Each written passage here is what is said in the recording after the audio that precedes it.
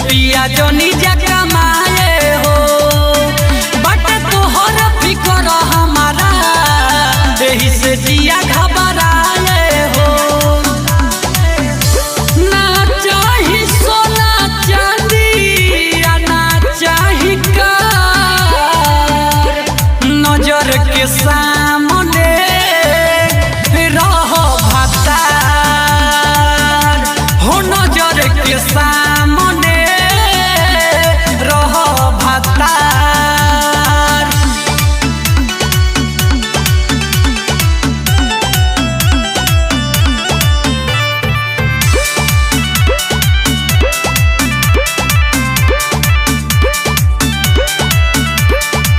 घर ही रह कुछ न कह मानी लो हमर बतिया हो मारली मोती करब कथी ओही जब से सवतिया हो।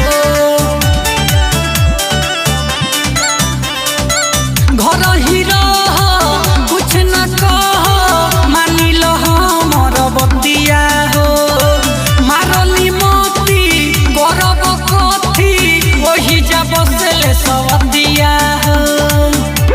इहे सोची सोची माना डरता हमार कि नजर के सामने रहो भतार हो नजर के सामने रहो भतार।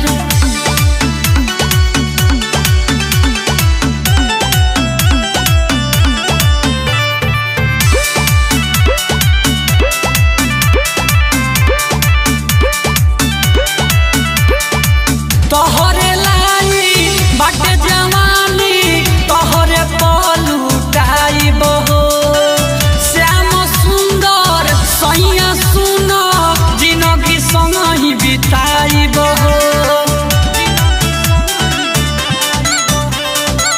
तोहरे लाई बाटे जवानी तोहरे पलुटाई बहो श्याम सुंदर सैया सुन जिनगी संग ही बिताई बहो।